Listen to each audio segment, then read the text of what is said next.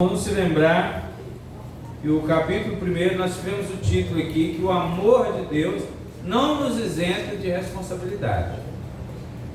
Agora no capítulo 2, o amor de Deus é o paradigma do nosso amor. Tá bom? Vamos lá então. Pode repetir, faz essa repetição aí, meu irmão. Repete aí. O amor divino. O amor divino É o paradigma do nosso amor. é o paradigma do nosso amor. Isso aí. Então nós vimos no sermão anterior, no capítulo 1, que o amor que o Senhor tem por nós não nos isenta de nossa responsabilidade de santificar, reverenciar e honrar o seu santo nome. Nós exploramos bem isso. Eu acredito que os irmãos entenderam isso, ainda mais que hoje em dia é pregado um amor de Deus distorcido, ou um amor distorcido de Deus. Mas quem não conhece a Bíblia, você espera o quê? Né? O mundo não sabe de nada sobre Deus. O que você pode esperar de um mundo que não sabe de Deus e acha que sabe? Né? Então, descansar numa declaração de amor para ser infiel é uma total falta de noção do significado do amor de Deus. Essa atitude deturpa o nosso ponto de vista do que se deve ou não oferecer a Ele, como aconteceu com o povo nessa época, que nós nos referimos em Malaquias 1. Do que deve ser oferecido ou do que não deve ser oferecido, que ele estava demonstrando uma prova de que o amor deles por Deus estava deturpado e comprometendo o seu culto, a sua adoração. O texto também apresentou uma possível solução, que foi o verso 9, que é fazer uma súplica de arrependimento para que o Senhor demonstre compaixão, para ver, né? Na verdade o texto original diz isso, para ver se o Senhor demonstrasse ou demonstraria compaixão. Me lembrando aqui do livro das Lamentações de Jeremias, que há um versículo que diz isso lá, fala: põe a tua boca no pó, talvez haja esperança. Um negócio sério, porque às vezes se chega numa situação de humilhação tão intensa, e uma humilhação por causa de pecado tão intensa que perde-se as esperanças. Mas ao crente, mesmo assim, ele é convidado, exortado a se arrepender e botar a boca no pó. É uma atitude ou uma palavra que o profeta diz: talvez haja esperança, mas a gente sabe que Deus tem um coração mole, né? E aí você consegue sim ser restaurado. Várias vezes nós vemos isso no livro dos Juízes. Deus falou assim: ó, não ore porque eu não vou fazer nada. Esse povo já está me fazendo raiva tem muito tempo. O povo vai lá: ô Senhor, nós não vamos fazer raiva mais do Senhor. Ô Senhor, tem misericórdia, salva-nos dele. E Deus não aguenta, né? E fala: tá bom, não vou fazer isso.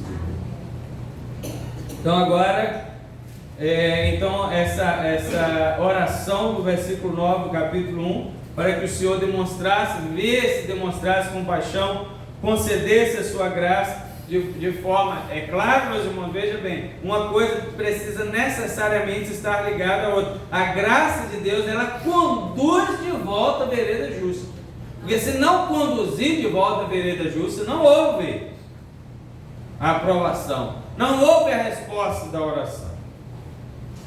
Agora no capítulo 2, a palavra que começou a ser dirigida aos sacerdotes, né, no final do capítulo 1, ela continua mais específica, por causa da responsabilidade que os sacerdotes possuem.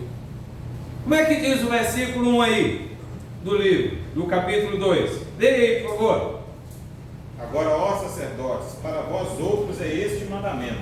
Olha aí, olha, sacerdotes, para vós é esse mandamento. E aí nós vamos ver algumas coisas que vão ser faladas aqui, e a gente vai entender por que é dirigida especificamente aos sacerdotes. Meus amados irmãos, nós podemos dizer o seguinte: esse capítulo começa falando de uma das principais atribuições dos sacerdotes. Todo mundo em qualquer igreja espera que o seu pastor não seja somente uma pessoa abençoada, não é? Mas que ele também tenha a autoridade e a capacidade dada por Deus para abençoar. Não só ele, somente ele é abençoado, como ele abençoa também. A ele foi incumbida, entre outras atribuições, a responsabilidade de abençoar. Não existe um pastor ou um líder espiritual que não tenha condições de abençoar a igreja onde ele serve. Isso não é possível, não deve ser possível, não deveria ser possível. É uma contradição de termos, porque ele está ali para isso. Eu estou aqui para isso. Se eu não puder fazer isso, eu não sirvo para estar aqui. Se seu pastor não puder orar por você, se não puder orar com você, se ele não se importar de que se deve esmerar-se no ensino da palavra de Deus da forma mais correta que ele puder buscar, se ele não se importar com a comunhão da igreja, se ele não se importar com o crescimento espiritual da igreja, tem que pôr em dúvida essa função dele. O porquê dele estar ali. E para entendermos a gravidade dessa falta, encontramos essa falta no pastor, no sacerdote, encontramos no verso 2 um negócio muito esquisito. Leia aí, irmãos. Se vocês não derem ouvidos e não se dispuserem a honrar o meu nome, diz o Senhor dos Exércitos, lançarei maldição sobre vocês, e até amaldiçoarei as suas bênçãos. Aliás, já as amaldiçoei, porque vocês não me honram de coração. Irmão, bênção amaldiçoada. Eu nunca tinha ouvido falar nisso. Amaldiçoarei as vossas bênçãos. Eu nunca me atinei, como agora, dessa vez, estudando para falar para os irmãos, bênção amaldiçoada. Eu nunca me atinei, nunca achei que isso poderia existir. Se eu não tivesse lido isso assim, né, como eu estou fazendo dessa vez, jamais teria passado isso pela minha cabeça. E se alguém aqui acha que eu não fiquei preocupado, se enganou. Viu? Porque diz respeito a mim. Bênção amaldiçoada. Se o pastor se esquiva de ser um abençoador da igreja onde ele foi colocado, ele não deveria estar lá. Da mesma forma, né, vamos do outro lado, se for ao outro lado da igreja e se esquiva de reconhecer a autoridade pastoral do líder que o Senhor colocou nela, ela também não será devidamente abençoada. Agora você já pensou, irmão, se você recebeu uma bênção amaldiçoada? Eu falei para os irmãos aqui um tempo atrás, não, uns 2, 3 meses, alguém me ligou aqui chorando, desesperado, era depois das 9 da noite, chorando e tal, e que eu fui em tal lugar, e falaram que ia orar por mim, e aí eu saí de lá pior. Eu falei, mas espera aí, quem é essa pessoa que orou por você? Eu não conheço. E como é que você vai num lugar que você não conhece, uma pessoa que você não conhece, deixa colocar a mão na sua cabeça, falar um monte de asneiras? Você tinha que sair assim mesmo, ué. Você não sabe quem é? Aí agora você vem me ligar para eu resolver.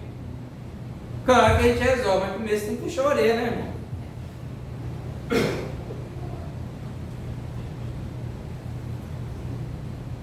Bom, misericórdia. receber uma bênção amaldiçoada. Como podemos saber? Vamos ver o que é isso, ou como a gente pode saber se estamos recebendo uma bênção amaldiçoada no lugar que eu congrego. Tem como saber disso? Eu tenho conversado com pessoas por aí, aí fora, e eu tenho percebido, estou percebendo uma falta de discernimento sobre o evangelho que elas ouvem e de quem elas ouvem. Tenho percebido isso claramente. Você vê que nós estamos num mundo cheio de informações, cada um está se gabando de que sabe mais do que o outro, todo mundo tem uma opinião sobre tudo a falar, não estão aceitando assim as coisas. A única coisa que eles não estão aceitando é a coisa certa, as coisas de Deus. O povo está aceitando tudo quanto é informação, tudo quanto é conhecimento. Aí quando chega nas coisas de Deus, as coisas, não, mas não é assim. A irmã falou, na segunda lá no seminário, sobre, não, tem uma pessoa que eu conheço, que não quer saber de igreja, mas tem um dom de Deus, e ela não acredita em tudo da Bíblia não, acredita em algumas coisas, mas ela tem um dom de Deus e ela usa esse dom para abençoar as pessoas. Meu Deus!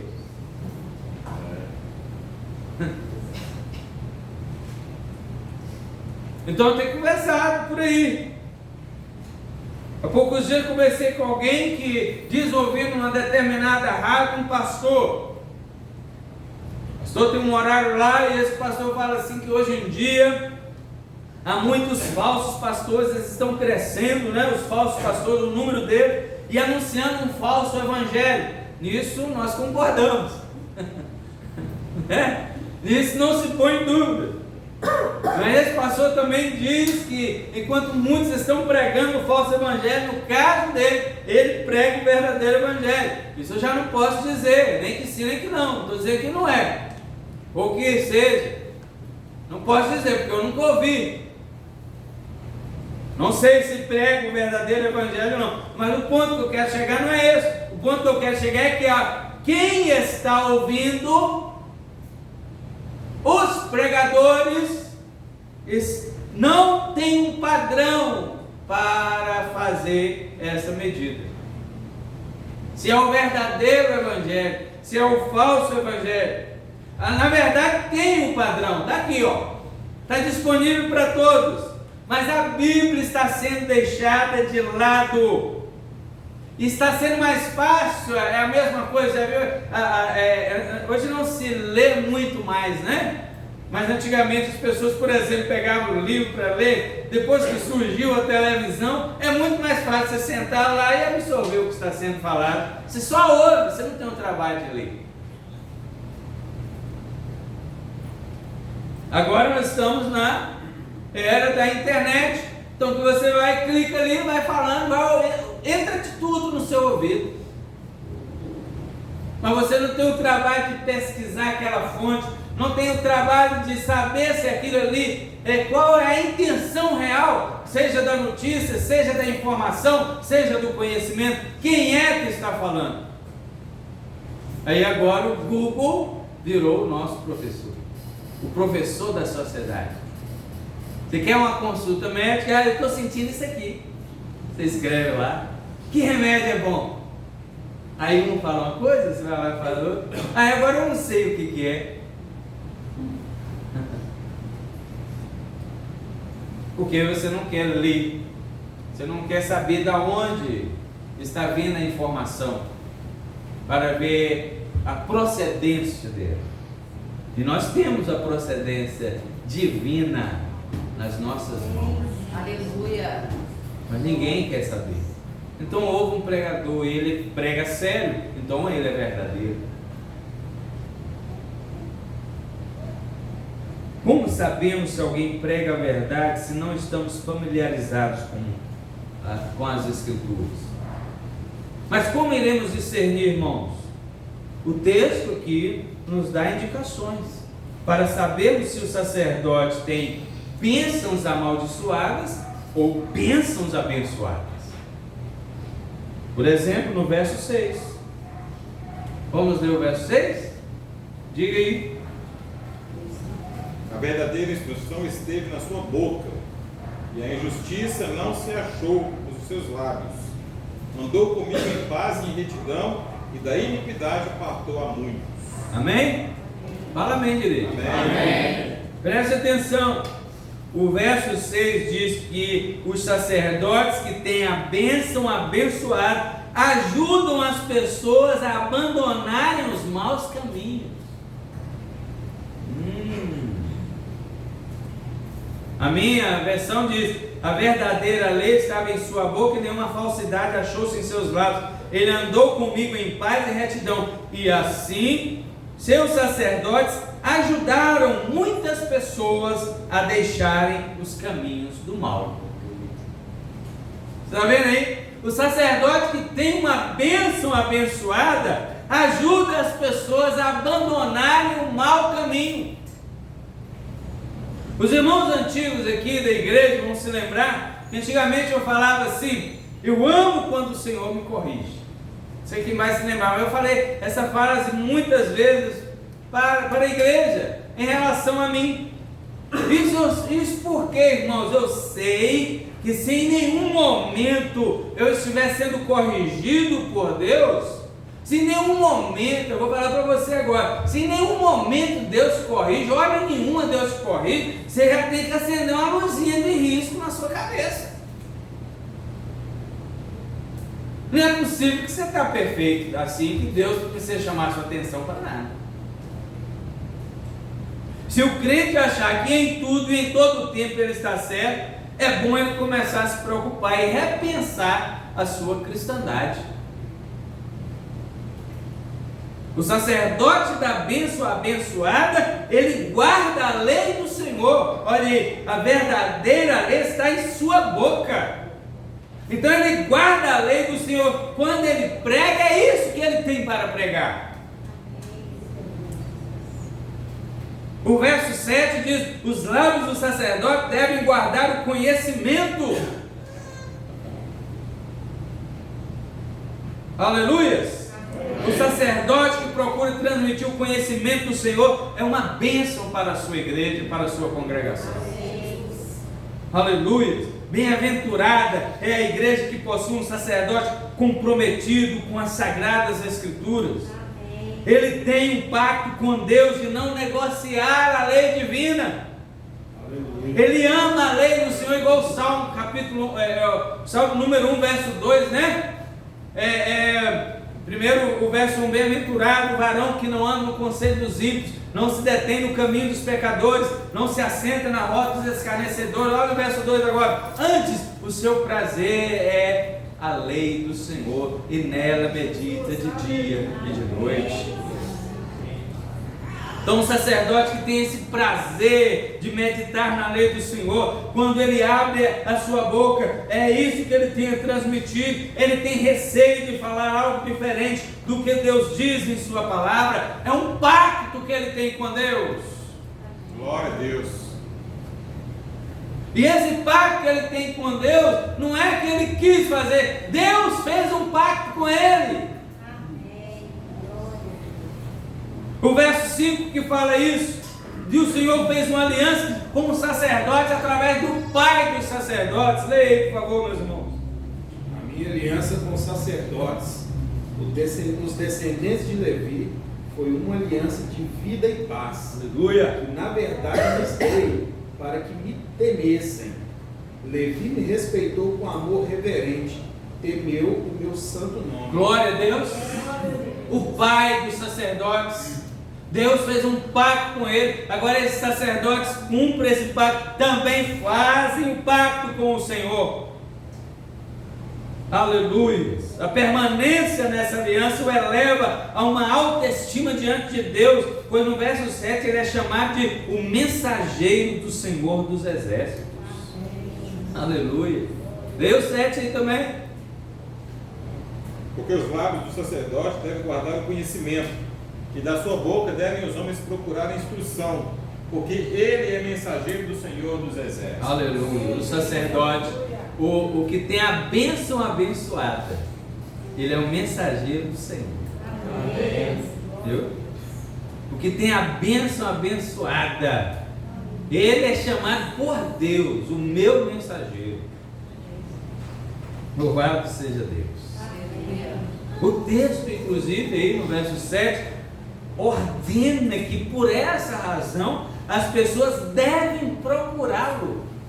Olha, irmão, que pacto maravilhoso de um sacerdote desse. Você deve procurá-lo porque ele tem instrução, ele tem um conselho para você receber instrução correta. Acabamos de ler aí, os demais seres humanos devem procurar a instrução da sua boca. Irmãos, uma palavra sábia é uma palavra abençoadora. Uma palavra inspiradora é uma palavra abençoadora. Uma palavra repreendedora que faz com que aquele que se desviou retome a vereda da justiça, também uma palavra abençoadora. Praticamente todos os dias temos falado dos acontecimentos das igrejas que adotaram esse modernismo por aí, ensinos heréticos, parece que pedem licença a palavra de Deus para dar a opinião particular acerca de como deve ser a vida cristã, mancham o nome do Cristo que deveriam preservar. Ao invés de meditarem na lei do Senhor, planejam estratégias de ajuntamento, estratégias e objetivos devem fazer parte, sim, da nossa vida, em todas as áreas da nossa vida, até mesmo na igreja, mas no que diz respeito à obra de Deus e à sua igreja, não, elas não devem ser em detrimento das verdades antigas, da oração, da consagração, da meditação nas Escrituras Sagradas. Inclusive, eu digo para os irmãos, alguns desses até oram muito e jejuam muito, mas para impressionar não a Deus, mas os outros que eles veem. Há pouco tempo aí um desses, aí fica gravando, né? E posta lá, pôs uma cruz nas costas, e estava subindo uma montanha com a caixa dos pedidos de oração, subindo uma montanha, e estava lá os auxiliares, deixa eu levar aí, apóstolo. Não, essa cruz é minha, esse sacrifício é meu. E mostrando assim para quem vai ver o vídeo, eu estou fazendo, eu estou sofrendo aqui por causa de vocês. Não impressiona a Deus, irmãos. Então recebendo a recompensa.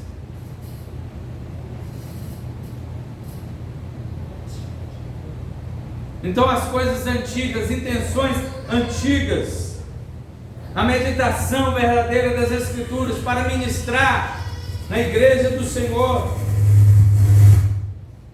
não está acontecendo. A oração sincera não está acontecendo. A oração para ter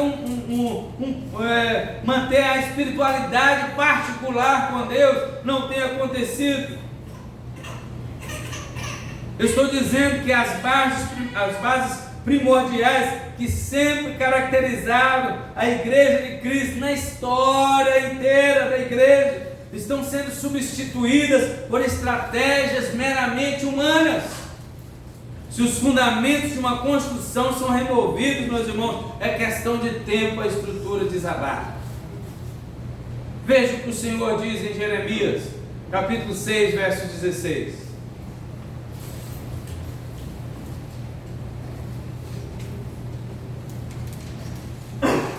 Louvado seja o nome do Senhor. Assim diz o Senhor: ponham-se nas encruzilhadas e olhem, perguntem pelos caminhos antigos, perguntem pelo bom caminho, sigam-no e acharão descanso.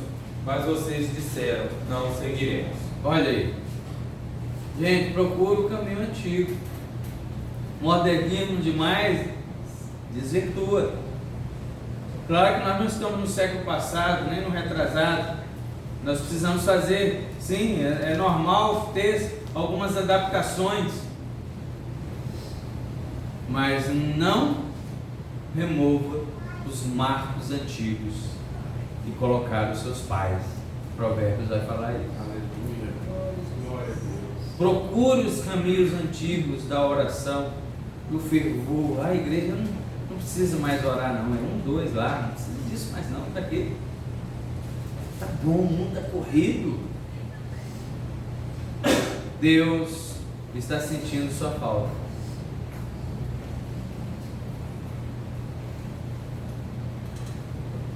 Então esse tem sido o ensino do mau sacerdote. Enquanto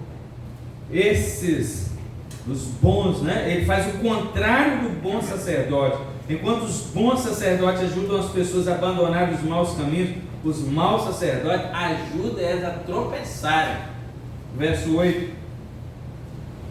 Pode ler, verso 8. Malaquias 2. Mas vós nos tendes desviado do caminho, e por vossa instrução tendes feito tropeçar a muitos.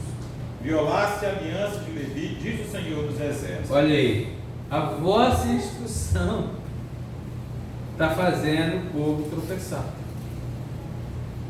Irmãos amados, eu estou falando, o povo também não quer saber da palavra de Deus.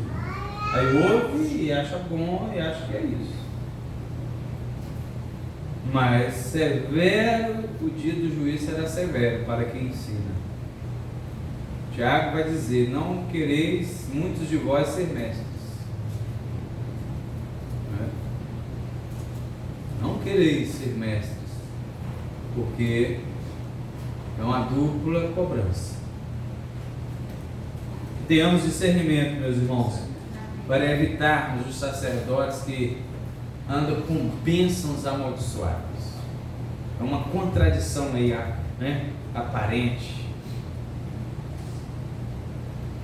Não podemos nos esquecer que a palavra aliança é uma palavra importante para a igreja. Vamos continuar aqui. É por meio de uma aliança que Cristo fez com o Pai dele que nós fomos resgatados e ele tornou o nosso Pai também. O que é uma aliança? Uma aliança é um compromisso. Todas as coisas sérias dessa vida são feitas em aliança. Até mesmo na hora que você muda para o lugar, perde a ligação lá da Copasa, você fez uma aliança com ela. Que tipo de aliança? Você requeriu a ligação da água no seu imóvel. Então está automaticamente fazendo um compromisso de pagar toda a água que gastar. Isso é uma aliança. Se você mora de aluguel em algum imóvel, o proprietário te cedeu aquele espaço desde que você tenha se comprometido em pagar pelo uso dele. Isso é uma aliança. Ou seja, o mundo está cheio de aliança, mesmo que as pessoas não deem esse nome. É um contrato, não é? Você não assina um contrato? Um contrato é uma aliança.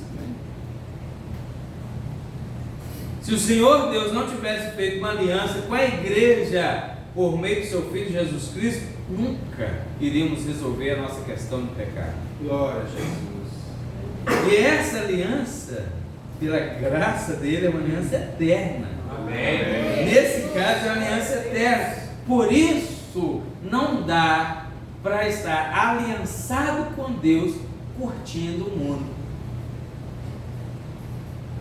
O próprio Tiago, no capítulo 4, verso 4, chama na versão corrigida de adúlteros, que são os infiéis.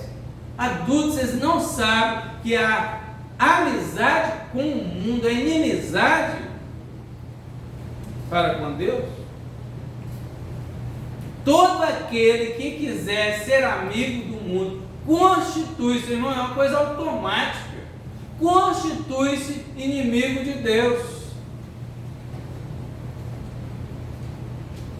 Eu ia falar aqui uma rescisão de contrato automática. Agora o preço realmente quem vai pagar é você e eu, se fugirmos dessa aliança. 1 João capítulo 2, verso 15: não ameis o mundo, nem o que está no mundo. Se alguém ama o mundo, aí, o amor do Pai não está nele. Como que o mundo diz que ama a Deus e que Deus ama ele, irmão? Olha aí. Não dá nem para você listar cada versículo que fala que o amor, a concepção de amor desse mundo é uma concepção deturpada. Você vai escrever um livro de não sei quantas mil páginas para provar isso. Mas a mente está deturpada, a vista espiritual está, cega. O ouvido espiritual está moco. Uma versão antiga usa essa palavra aí. Mas vamos para o caso específico do texto, em relação a alianças. A primeira referência à aliança, já falamos que a aliança que o Senhor fez com Levi, o pai dos sacerdotes, para que a descendência dele, de sacerdotes, pudesse ministrar com bênçãos abençoados. Agora, a segunda referência à aliança é bem apropriada para falarmos dos acontecimentos que estão ocorrendo nos nossos dias. Olha o texto aí: aliança conjugal. Eu sei que nós temos poucos solteiros aqui, quer dizer, eu não contei não. Poucos solteiros aqui, maioria casado, mas vai servir para nós dois, os dois lados. Podemos estudar essa segunda referência à aliança fazendo duas perguntas que o texto vai nos mostrar. A primeira: com quem fazemos a aliança do casamento? Segunda: por que quebramos a aliança do casamento depois que ela está feita? O texto vai nos mostrar isso agora. Por quê? Primeira pergunta: com quem fazemos a aliança no casamento? No verso 11, temos uma pergunta para isso aí. Vamos ler o verso 11. Judá tem sido desleal e a abominação se tem cometido em Israel e em Jerusalém, porque Judá profanou o santuário do Senhor, o qual ele ama, e se casou com a adoradora de Deus estranho. Olha aí, está aí o primeiro problema que o Senhor vai falar aqui: julgo desigual no casamento. A minha diz assim: Judá tem sido infiel. Infiel com quem? Infiel com o Senhor, que tinha feito uma aliança com Judá para sempre. Por quê? Irmão, é sempre assim. É sempre assim. Quando estamos tentando fazer aliança com alguém que Deus não aprova, a aliança nossa com Deus vai se enfraquecendo até quebrar. Chega uma hora que ela quebra, porque a gente fica insistindo. Tem um negócio que está claro, gente: não procura irmã solteira, não procura um homem mundano, irmão solteiro, não procura uma mulher mundana para se aliançar, para se casar. E vem, mas eu vou ganhar para Jesus. Irmãos amados, num dia que você quebra a aliança com Deus, num dia que você diz sim. Eu acho que todo mundo sabe do que eu estou falando, e conhece pessoas que quebraram a aliança com Deus dessa forma. Irmãos, é um preço tão caro para se pagar que a maioria não consegue nunca pagar. A maioria dos que fizeram essa aliança com o mundo, quebraram a aliança com Deus, não conseguiram reatar a aliança com Deus. A grande maioria. Os poucos que conseguiram, praticamente, sabe o que aconteceu? Teve que quebrar a aliança lá. Aí já é o segundo problema. Teve que quebrar a aliança lá para ficar livre, entre aspas, para a duras custas voltar em aliança com Deus. Aí quebrou a aliança lá, casou. Aí teve que descasar para tentar ver. Olha que confusão. Ficou com dois problemas para resolver. E sempre é aquela justificativa: não, vamos ganhar um não. Irmão, claro que nada é impossível, mas não é assim que Deus trabalha. Se fosse assim, ele no mínimo não falaria nada. Mas na Bíblia está claro que isso não deve acontecer. Os casos em que isso acontece, que alguém vai sim e é ganho para Jesus, eu conheço, você deve conhecer, mas não é comum, são raros casos. Praticamente o que acontece? Olha, não é automático, alguma coisa estava, algum tipo de trabalho espiritual já estava acontecendo na mente e no coração da pessoa já há algum tempo, e estava todo mundo vendo a tendência daquela pessoa para as coisas espirituais. Todas as vezes que aconteceu, foi assim. A tendência da pessoa já estava vendo um trabalho espiritual de alguma maneira acontecendo, e então acabou se casando e deu certo, foi para a presença de Deus. Mas você vai seguir pela regra ou pela exceção? Qual que é a regra? Se quisermos ter como base da nossa vida as exceções e não a regra, vamos estar caminhando por caminhos muito perigosos. E ainda encontramos gente que insiste tanto com Deus, insiste tanto, não, mas eu orei, eu li a palavra, aí ele se convence que convenceu a Deus. Ele se convence, não, Deus deixou. Vocês estão entendendo? Deus deixou. Olha o caso de Balaão, Números 22, né? O caso de Balaão. Balaão não era israelita, Balaão era moabita. O rei dos moabitas, Balaque, eu preciso de alguém para amaldiçoar esse povo, eu estou com medo desse povo. Eles acreditavam nesse prognóstico, né? Na antiguidade tinha muito isso. Mas Balaão não era um profeta, ele era um adivinho. E então o rei manda uma comitiva da elite de nobres, né, de deputados, de senadores, de ministros do STF, com alguns presentes. Falou: olha, nós viemos aqui te dar isso, e o rei está oferecendo para você amaldiçoar o povo. Cresceu no dinheiro, na posição, na conta bancária. Deus falou com ele, ele falou: eu vou consultar ao Senhor. Não dá para explicar aqui agora, também claro que eu não sei de tudo, por que Deus falava com ele, mas é claro que a gente tem uma noção. Não precisa falar agora que não é o caso, mas Deus falou com ele aqui: você não vai lá não, esse povo é meu. Esse povo é um povo abençoado. Irmão, você lembra que eu estava falando, né? Se eu tivesse medo daquele povo, misericórdia, eu ia fazer o povinho difícil.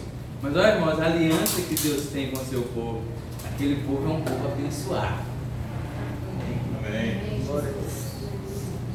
Você não vai lá amaldiçoar, não, beleza. Quem sou eu para discordar do Senhor? Aí volta a comitiva do STF, lá, olha, ele não quis.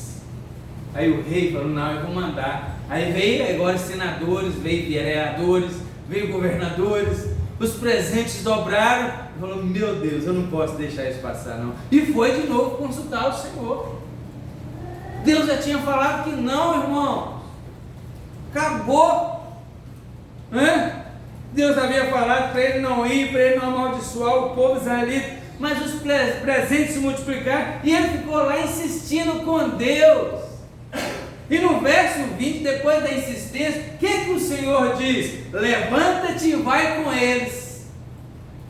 Aí nós pensamos: ué, Balaão convenceu a Deus. Não é que Deus falou para ele? Convenceu para Deus mudar de ideia. Aí depois você vai ler na história toda, foi uma ironia de Deus.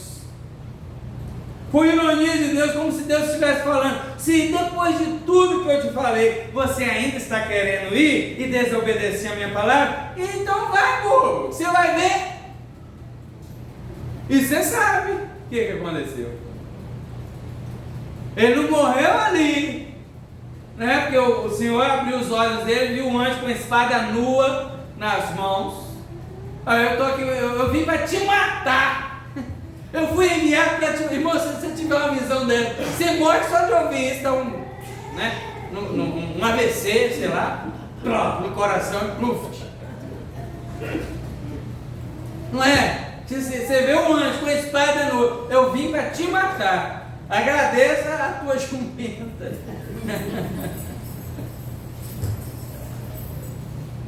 Não é? Tem outros locais na Bíblia, eu citei Juízes aí por irmão, Juízes 10, 14, acontece isso. Essa ironia, aí Juízes até de Deus mesmo. Deus falou para o povo: ó, eu quebrei o galho com vocês, eu ajudei vocês, agora vocês estão aí voltando para esses deuses. Deus fala assim: vai lá então, busca os deuses para eles se livrar das mãos deles aí, não me procure mais não. Deus manda, mas você está vendo que é uma ironia. Ele falou: não, Senhor, nós vamos buscar o Senhor. Juízes 10, verso 14, está aí de novo. Pensemos, irmãos, uma coisa: se você está quebrando uma aliança com Deus, como você espera ter sucesso numa aliança com alguém do mundo? Vamos botar a lógica para funcionar. Deus nos deu cérebro e inteligência. Aí vem pessoal do modernismo, né, cristão aí: não, Deus não dá contra ninguém. Aí ele fala assim: Deus não está contra, Deus é um Deus de amor. Até chora, irmão. Eu não sei como as pessoas conseguem. Até chora. Deus quer que você seja feliz. Ele é incapaz, Deus é tão bom que Ele é incapaz de impedir a sua felicidade. Não ouça esses conselhos, não. É gente que quer o seu mal, quer te prejudicar. Meu irmão, já disse para vocês aqui: mais do que a sua felicidade, Deus quer a sua fidelidade. Amém. A proibição desse tipo de casamento na Bíblia é que ele é visto por Deus, pela palavra de Deus, como um perigo para a pureza da fé. Como é que a fé vai ser pura se um gosta da balada, o outro gosta da igreja? Como que a fé vai ser pura? Se um coloca um hino lá dentro de casa, o outro quer o funk. Olha, imagina os filhos que estão crescendo e sem saber o que é o que. Cuidado então, meus irmãos. Amém? Amém. Em segundo lugar, temos a quebra do outro tipo de aliança, que é aquela outra pergunta: por que quebramos a aliança? O divórcio, que não é só a quebra de aliança com a esposa. No caso aqui fala com a esposa, porque os irmãos sabem que a mulher, né, sempre foi aquela parte mais frágil em tudo, né? E nas culturas mais antigas também, ela estava mais para lá mesmo. Então era muito mais prático, muito mais fácil, muito mais aceitável para o homem judiar dela, quebrar a aliança com ela, fazer o que quisesse dela, do que ela com ele. Naquela época era assim. Mas eu quero que você saiba, nós precisamos ratificar, endossar na nossa cabeça que isso não é uma coisa que está sendo pregada mais. O divórcio não é só uma quebra de aliança com o cônjuge, mas com o próprio Deus. Verso 14. Vamos ler verso 14. 2:14. E perguntais: por quê? Porque o Senhor foi testemunha da aliança entre ti e a mulher da tua mocidade, com a qual tu foste desleal, sendo ela tua companheira e a mulher da tua aliança. Olha aí, meus irmãos. O Senhor foi testemunho. Irmão, quando você vai casar, nós tivemos aqui há poucas semanas o casamento, né, dos nossos queridos ali, Marlon, Gabriela, aquele povo, aquele monte de gente, né? Várias pessoas são convidadas para o casamento. Entre elas estão aquelas testemunhas, né? O pessoal chama de padrinhos, não é? Embora todo mundo está ali testemunhando, todo mundo está vendo. A aliança que está fazendo é perante todos. Mas os cônjuges não podem se esquecer, tem que estar na sua cabeça, que entre todas essas testemunhas e esses padrinhos, está presente ali a maior testemunha e o maior padrinho de todos, Deus. Sem casamento é ser infiel a Ele. A aliança com Deus é o paradigma da nossa aliança conjugal. Se porventura, irmão, presta atenção, se Deus chegasse para nós um dia e falasse, aqui, eu amei vocês, mas, ó, não amo mais não. Tchau pra vocês. Como é que você ia reagir? Não é porque não é assim que está acontecendo. Aí eu não amo vocês mais, não amo você mais. Não é só o homem que está fazendo isso com a mulher, não. A mulher está fazendo isso com o homem agora. Eu não preciso mais de você. Eu ganho mais do que você. Essa casa é minha. É da minha mãe, é do meu pai. Você que tem que sair daqui. Tudo bem. Se o senhor fizesse isso, olha, eu amava vocês mesmo, mas você faz raiva demais. Eu não estou aguentando mais. Estou aguentando mais. Deixar vocês para lá. Tchau para vocês. Irmão, como é que a gente ia reagir? A gente ia ficar sem chão. Se Deus fizer isso por nós. Mas não é isso que está acontecendo nos casamentos, não é nem no mundo aqui, do nosso meio, da igreja. Eu não estou dizendo de ninguém mudando entre nós. C.S. Lewis vai dizer que o casamento é uma questão mais de justiça do que de amor. Você não separa por causa de uma questão de justiça, não é porque você ama, porque amor, irmão, aquele negócio daquela paixão, daquele melado, né? Aquele negócio acaba. Acaba. Ninguém suporta aquele. Já pensou 2, 5 anos. Ai, meu amor, eu te amo. Cara, vamos ver só de amor. A Adriana falava isso comigo quando a gente era solteiro. Mas então nós vamos morar debaixo da ponte. Eu moro com você em qualquer lugar.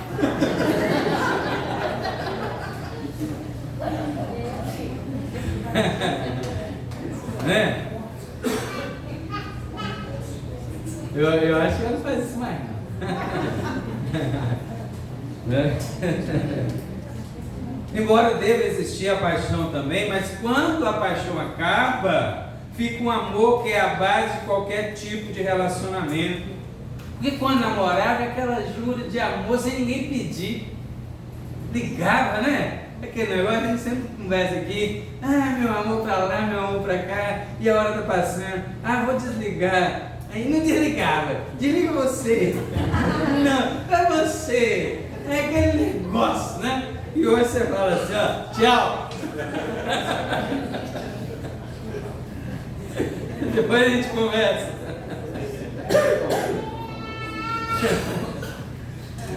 Não estou falando nem parar de fazer, não. Estou falando que é pecado, não pode continuar, né? Quem tem essas coisas, continua.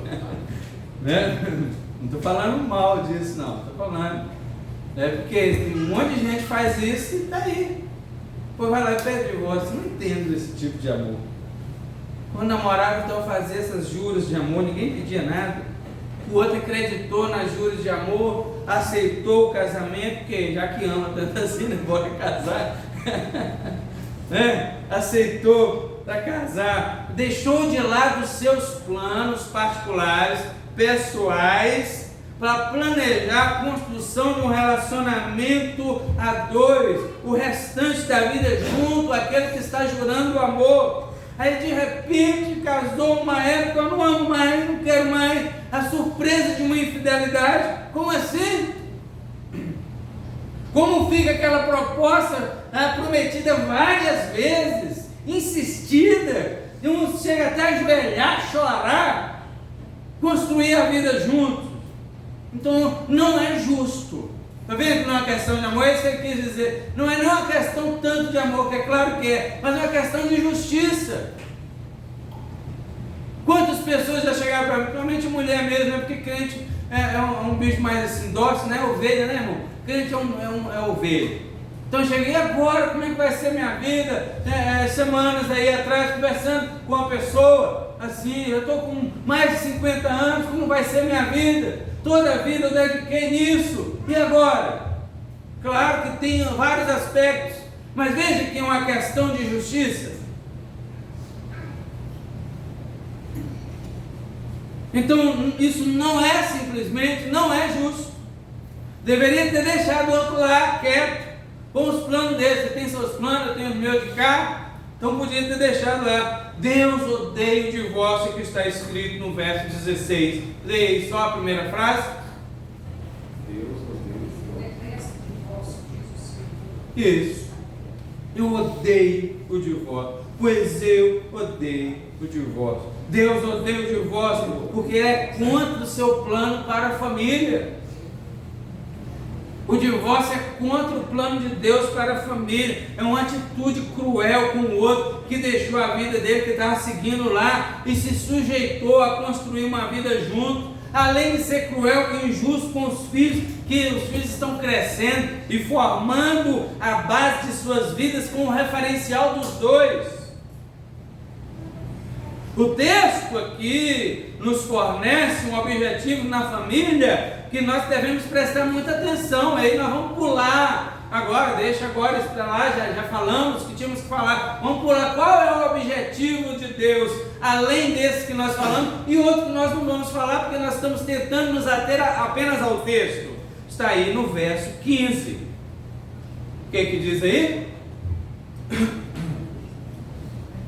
Não fez ele somente um, desejando-lhe espírito, e porque somente um, ele buscava uma semente de piedosos, portanto guardai-vos em vosso espírito, e ninguém seja desleal para com a mulher da sua mocidade. Olha, ele buscava uma descendência o quê? Piedosa e... Vai lá, fala aí. Portanto guardai-vos em vosso espírito, e ninguém seja desleal. Antes disso aí. Não fez ele somente um, sodejando-lhe espírito, e porque somente um, e buscava uma semente de piedosos. Uma semente de piedosos. A minha tradução diz assim: porque ele desejava uma descendência santa e abençoada. Está aí um objetivo da família, um dos objetivos de Deus. Deus busca uma descendência, que seus filhos, os meus filhos, sejam santos e abençoados. Amém. Já pensou se todos os crentes morrerem e os filhos deles não foram formados para serem santos e abençoados? Acabou. Está entendendo aí, meus irmãos? Temos uma responsabilidade com a nossa descendência. Vou falar algo que não é tão politicamente correto falar, mas se o povo de Deus não tivesse perdido o senso do significado da aliança conjugal e assumido o ponto de vista deste mundo sobre a família, teríamos uma sociedade mais equilibrada. Com certeza. A balança da moral social está pesando mais para o lado da imoralidade e da injustiça do que o outro lado da balança, do direito, da justiça e do temor a Deus. E está sendo assim, parece que todo dia é mais. Aí hoje a gente vê crentes fazendo, quando a irmã fala, eu estou grávida, um fala, misericórdia. O que é isso, irmão?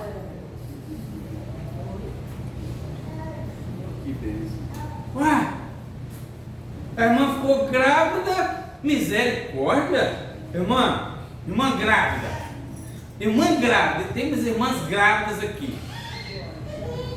Kathleen, Sirlene, eu não sei quem mais, né? Por enquanto só sei essas duas.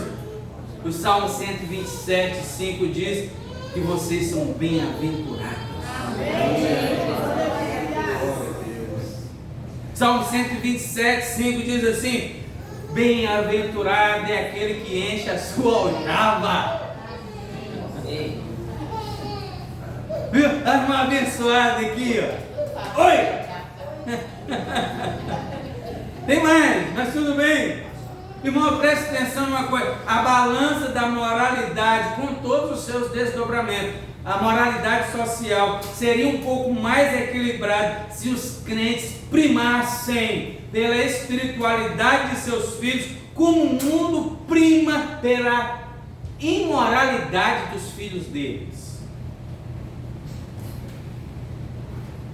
O mundo está deixando a solto. Quando não ensina o pior, está deixando para aprender o que quiser.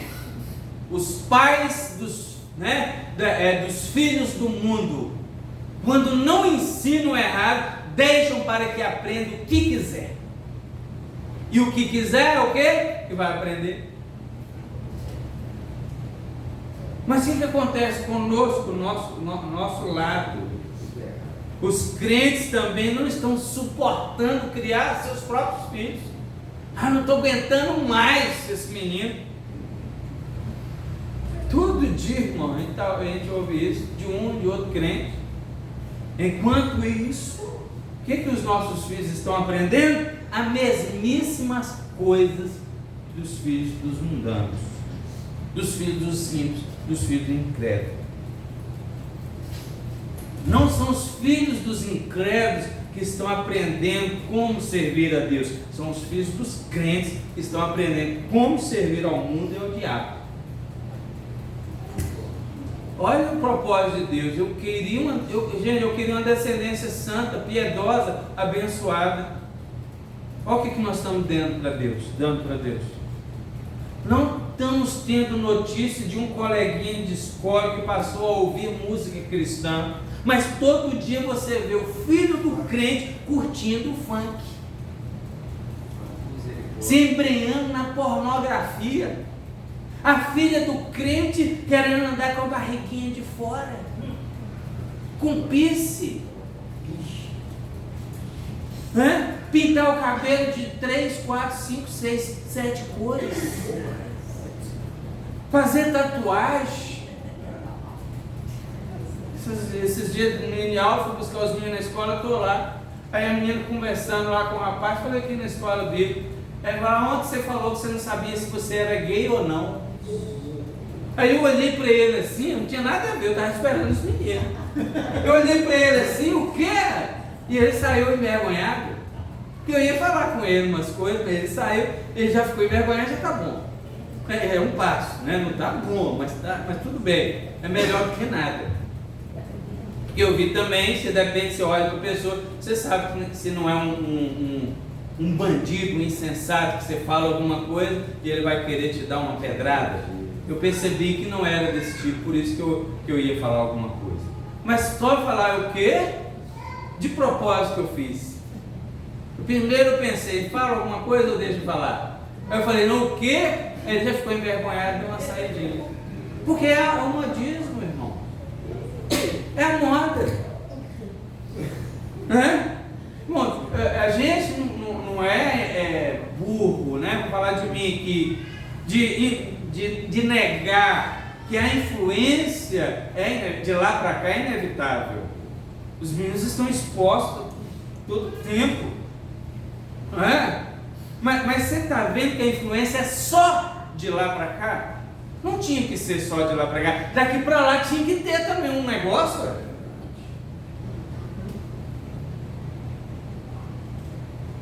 Como podemos vencer isso, meus irmãos?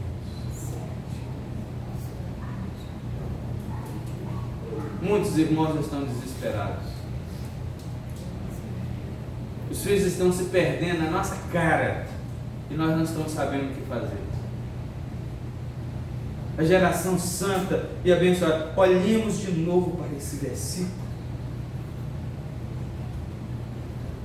e nos perguntemos como e o propósito e o desejo de Deus. Não consegue, não está conseguindo se tornar uma realidade. Como, Senhor? E supliquemos misericórdia por nós mesmos. É isso que a gente tem que falar, misericórdia, não é quando a irmã está grávida, não. Nós temos que falar, nós temos que exclamar, nós temos que gritar, misericórdia, Senhor. Meus filhos estão se perdendo.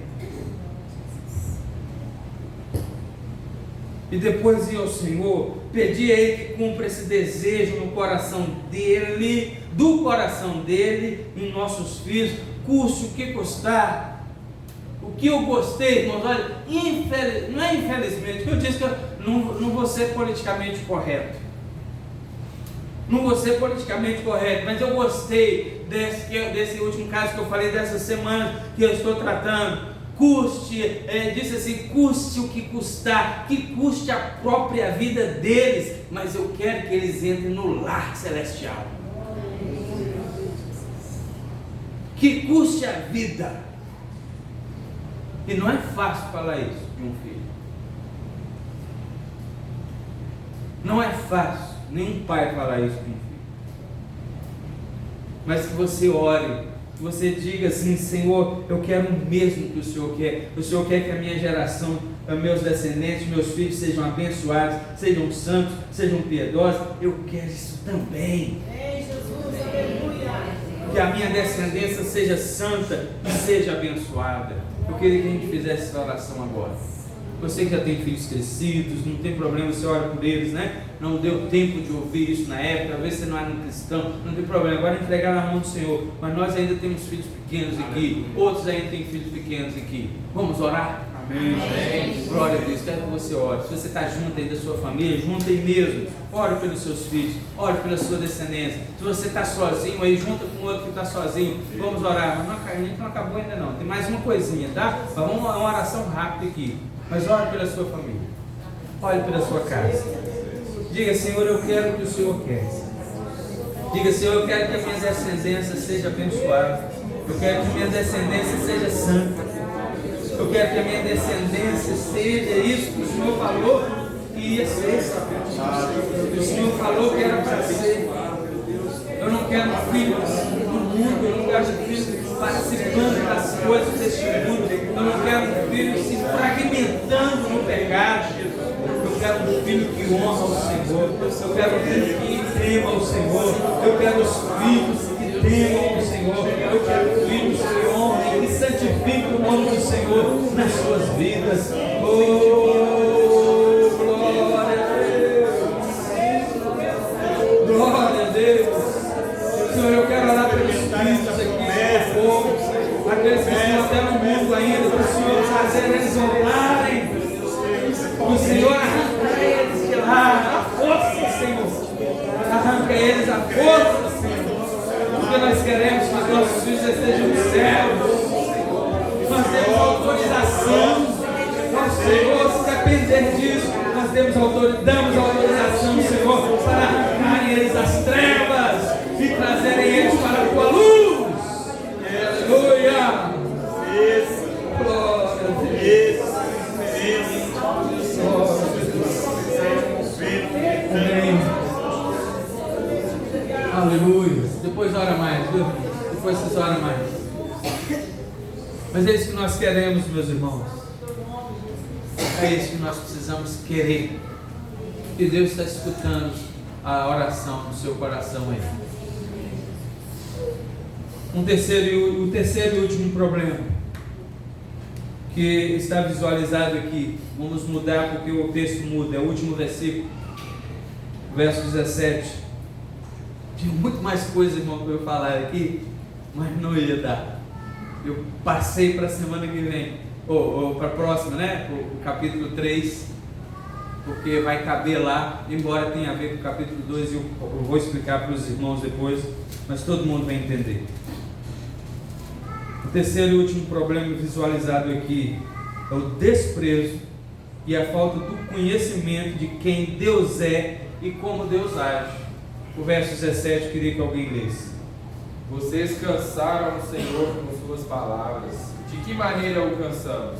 Vocês perguntam. Vocês o cansaram dizendo que todos que praticam o mal são bons aos olhos do Senhor, e que Ele se agrada deles, e também ao perguntar: onde está o Deus da justiça? Irmão, isso é um problema, um crente. Problema sério. Se eu perguntar aqui, eu já sei a resposta. Deus é a favor da justiça ou da injustiça? Eu sei que todo mundo vai responder que é da justiça. Se eu perguntar aqui, Deus é a favor do bem ou do mal? Eu sei que todo mundo vai responder que é a favor do bem. Todo mundo sabe qual é a resposta certa. Mas, amados irmãos, preste atenção, porque muitas vezes nos sentimos e nos mostramos indignados com as injustiças que estão sendo praticadas neste mundo e estamos reclamando que para eles os injustos, tudo está bem, enquanto que para nós acontece coisa ruim. Está reclamando, está lá fazendo, meu irmão aqui na quinta, irmão Sabino chegou aqui, né? Não, irmão, se eu vier aqui é só para reclamar. Porque está todo mundo assim, todo mundo desse jeito, todo mundo naquele jeito, todo mundo que quer alguma coisa, quer tomar de você. Então é esse que é o problema aqui desse versículo. Está tudo bem para ele, está fazendo e acontecendo e tudo bem, enquanto para nós acontece coisa ruim. O pão, na hora que vai cair da mesa, só cai com a manteiga virada para baixo, Senhor. Eu estou passando na rua, o passarinho, na hora que vai fazer as necessidades dele, só se faz na minha cabeça, Senhor. Amados, existe uma ira santa que não é pecado. É aquela ira que se parece com a ira de Deus, porque você sabe que Deus se ira, mas Deus não peca, né? A nossa ira tem que ser assim também. Então nós temos que sempre estar vigiando a nossa ira, porque se nós não vigiarmos, ela passa do limite, e sem ver e sem sentir, a gente acaba indo longe demais. Aí a gente entra numa parte que não nos diz respeito, não nos compete. A gente quer praticar a vingança, mas a Bíblia diz, lá por exemplo em Hebreus capítulo 10, verso 30, que a vingança só pertence ao Senhor, só a Ele. Deus pode se vingar tranquilamente, mas nós não. Quando pecamos então na ira, inconscientemente estamos fazendo o quê? Tentando culpar a Deus pelas injustiças que estão acontecendo nesse mundo. Aí por isso que ele está dizendo aqui, vocês estão me irritando, gente. O verso 17 começa assim: vocês estão me irritando, vocês estão me chateando. Você quer ver Deus irado com você? Sim ou não? Responde aí. Pois é. Irmão, se de fato o Senhor fica irritado conosco, você sabe por quê? Porque Ele espera que você e eu tenhamos o conhecimento correto de quem é Ele. Se de fato conhecemos o Senhor, sabemos que por um tempo Ele pode até permitir as injustiças no mundo, mas vez por outra Ele pune severamente os culpados, e quando isso não ocorre, também não significa que eles vão ficar numa boa para sempre. Vai chegar o dia, a Bíblia diz, do cálice da ira de Deus será derramado, e ninguém culpado vai ficar sem tomar esse cálice. Ninguém culpado vai ficar sem beber esse cálice. Asaf, no Salmo 73, o Salmo de Asaf, teve uma crise de fé nesse sentido. Mas aqui não é uma crise de fé como a de Asaf teve. Aqui é uma rebeldia. Uma crise de fé, presta atenção nisso, é a última coisa. Uma crise de fé deixa a gente meio atordoado mesmo, meio com algumas dúvidas mesmo. Ninguém, vai ficar sendo o mesmo a vida toda. Essas oscilações também existem para nos promover perfeição, aperfeiçoamento. Mas o que acontece? A crise de fé acontece isso quando você não abre mão de permanecer na presença de Deus, na comunhão da igreja de Cristo, como aconteceu com o salmista. Meu irmão, na verdade funciona assim. Quando você tem certeza de alguma coisa, você pode até conversar sobre essa coisa, mas quando você tem dúvida, por que Deus não faz isso? Por que Deus não faz aquilo? Eu tenho dúvida disso. A respeito das coisas de Deus, é melhor não ficar falando dele. Ele vai ouvir e vai ficar chateado. Ou você fala com ele, Senhor, eu estou com dúvida disso aqui, ou você fala com alguém que possa te explicar. Olha a figura do sacerdote que tem instrução aí, ó. O sacerdote que tem um conhecimento do Senhor, que tem instrução, está falando, vai lá perguntar a ele.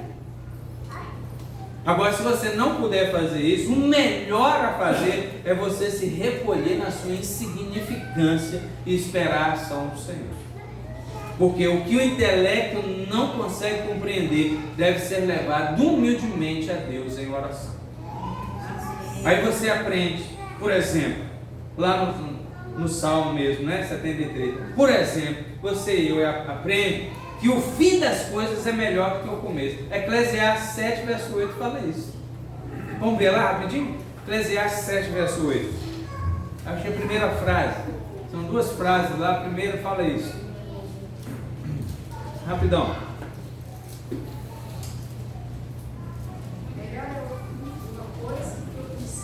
Olha aí. Melhor é o fim de uma coisa do que o princípio. Eu me lembro que eu preguei uma vez aqui a vida inteira de Saul. Inclusive o título da mensagem é Começando Bem e Terminando Bem. E você pode começar bem e terminar mal. Pode até começar mal, mas se terminar bem, né? Então, olhando as injustiças e os aproveitadeiros desse mundo, podemos ficar desanimados e até revoltados, não é? Mas o crente é chamado para olhar as coisas desta vida do ponto de vista da eternidade e da sabedoria de Deus, irmão. O salmista Asaf estava nessa crise, mas quando ele enxergou as coisas do ponto de vista de Deus, a primeira coisa que ele fez foi se sentir um tolo, um insensato. Aí no verso 22 ele diz isso: fui um tolo. Por isso que eu falo, irmãos, para vocês, irmão, para de ficar vendo essas notícias ruins demais. Quem fica só querendo saber de notícias, tem gente que chega na casa da televisão, tá ligado, só de notícia ruim. Matou, degolou, estrupou, né? É pior que estuprar, né? Estrupou, e fez, e aconteceu, e mutilou, e o pessoal parece que gosta de ouvir. Não, para com esse negócio. Você vai ficando mais revoltado. A mídia explora a maldade com o propósito que você fique chocado mesmo e se revolte contra tudo, contra todos, até contra Deus, porque aí você cai nessa. Ah, é porque Deus não faz alguma coisa.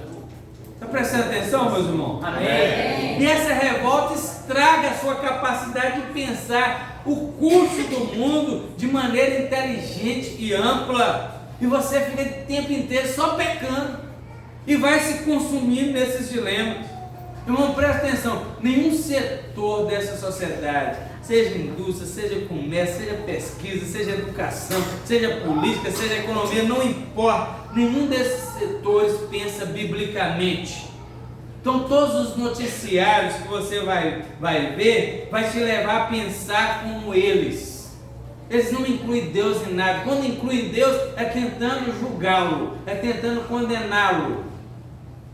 A Bíblia diz: sai dela, povo meu, sai dessa cidade enganadora, sai dessa cidade perversa, lá em Apocalipse 18, Babilônia, sai da Babilônia, povo meu. É esse sistema corrupto, injusto, que não quer saber de Deus. Sai disso, irmão. Claro que não tem como você abandonar seu emprego, não é disso que nós estamos falando. Você é inteligente, você sabe o que eu estou falando. Não deixe essas coisas entrarem, penetrar no seu coração. E se você entender isso, você vai vencer a tentação de querer se comparar com os ímpios. Vai entender que a sua vida, desde a sua concepção até hoje, está dentro dos desígnios que Deus estabeleceu. Amém. E Ele te concede umas coisas, te deixa sem conseguir outras, viu? Para que Ele cumpra qual o propósito? De ter você lá na glória. Glória a Deus. Nós falamos isso aqui hoje de manhã. E esse versículo eu queria ler, o Salmo 73, o verso 24. Glória a Deus. Dar-me-eis com o teu conselho, depois me receberás em glória. Glória a Deus. Amém. Guiar-me-eis com o teu conselho. A minha versão diz assim, olha só, é 73, verso 24. Tu me diriges de acordo com os teus desígnios. Irmã Maria Helena, quantos anos a senhora tem de idade?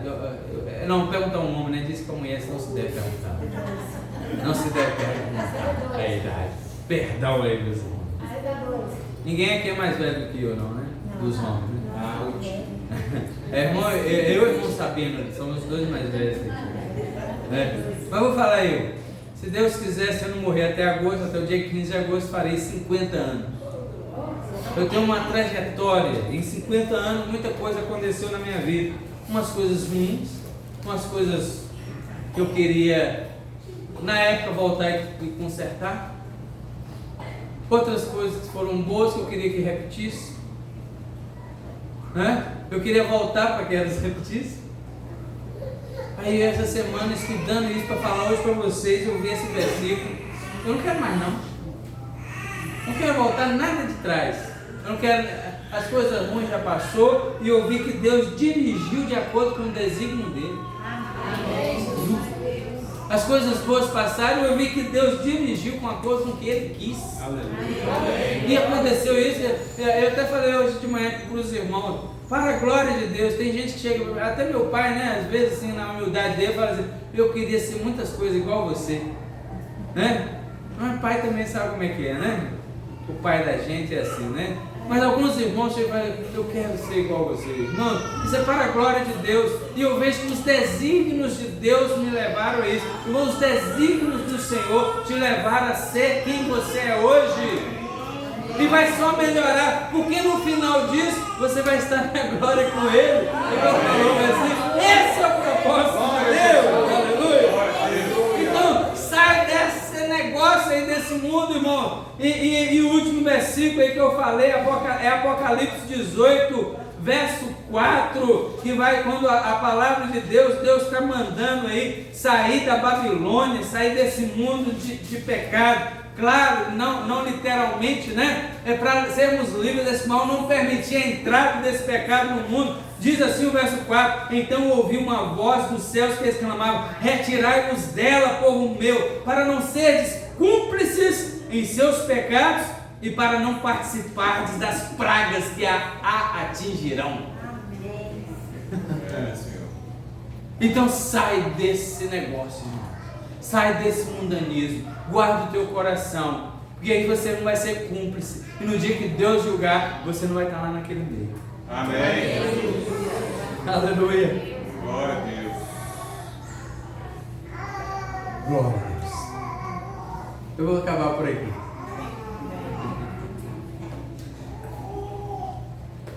Como o título diz, o amor de Deus é o paradigma para que cultivemos o amor nos nossos relacionamentos. O amor que devotamos ao Senhor reflete no amor que devotamos no nosso círculo de relacionamento. O apóstolo João chega a afirmar que dá para conhecer uma pessoa mentirosa quando ela abre a boca para dizer que ama a Deus, mas tem dificuldade no relacionamento com outras pessoas, no amor no relacionamento com outras pessoas, seja na igreja, seja no casamento, seja nas relações sociais. 1 João 4,20 está lá no Precioso. Ou seja, observamos em nós mesmos e nos outros o tanto que amamos a Deus, só de olhar a forma como nós amamos os outros. Então, enquanto no primeiro capítulo, o sermão anterior, temos uma reclamação de Deus, que o amor que Ele nos devota não estava sendo devidamente correspondido, porque a gente acaba oferecendo a Ele qualquer coisa. Agora no capítulo 2, Ele nos mostra que o nosso amor, tanto para com Ele, como para as pessoas do nosso relacionamento, deve ter o amor dele como base e padrão. Amém? Amém. Deus nos abençoe. Amém. Vamos orar? Amém. Estão querendo comer pastel. Fica de pé. Senhor amado, queremos magnificar. Glória ao teu nome. Sim, Senhor, nós vamos até comer o pastel ali, se sobrar. Mas melhor.